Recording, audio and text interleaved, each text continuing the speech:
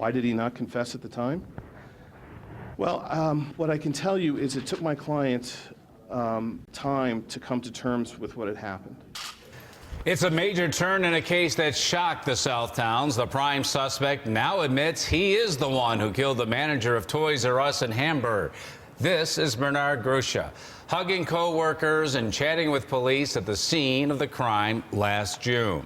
Good evening, everyone. The crime remained a mystery for months, and now a guilty plea. Bernard Grucza is taking responsibility for the fatal stabbing of Larry Wells. It was June 29th when co-workers found Wells' body in the office of the Hamburg store. The next day, police released surveillance pictures of the killer and a baseball cap dropped at the scene. By July 2nd, detectives submitted DNA found on that hat to a national database, but that DNA sample would come back with no hits. But then 3.5 months later, on October 16th, an arrest at this house in the village of Allegheny. Now, Grucza has avoided going to trial on a murder charge by taking a plea deal. He pleaded guilty today to a lesser charge of manslaughter. News 4's Lou Raguse has been on top of this case since day one. Lou? Don and Jackie, as part of the plea, Grucza agreed to be sentenced to 25 years in prison, and he gave up his right to appeal. Afterward, Grucza's lawyer insisted his client never meant to kill Larry Wells. With that plea, Bernard Grucza takes responsibility for stabbing his Toys R Us co-worker Larry Wells to death. After the court hearing, Grucza's attorney presented his client's version of how the homicide happened. He knew Larry Wells. Larry Wells was a friend of his. He had no desire to see Larry Wells harmed. Attorney Frank Hausch says Grucza's wife was battling cancer and they were struggling financially.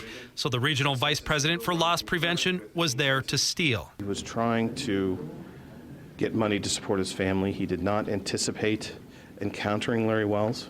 But police say no cash or merchandise was stolen from the store that day last June. Grucza used his key to enter the store while wearing a disguise. He stabbed Larry Wells twice in the manager's office, where police say there's no safe or money kept. Grucza was in contact with detectives from the very beginning. He provided them a DNA sample, which in time they were able to match to the biggest piece of evidence left at the scene. The hat was big. You know, that Florida Gators hat we collected back in June, certainly what was probably the biggest piece of the whole thing. But Grucza did not plead guilty to murder, which would have carried up to life in prison. He admitted to first-degree manslaughter, something District Attorney Frank Sedita says the victim's family approved of. Sedita says it would have been challenging to prove intent if they took the murder charge to trial. They are making it more difficult and more difficult and more difficult, particularly in stabbing cases where there's not a lot of stab wounds, to sustain a conviction for intentional murder. Is that enough for you guys to have a guilty plea for manslaughter when he was charged with second-degree murder? I guess the answer to that question would be that, you know, our job is to make arrests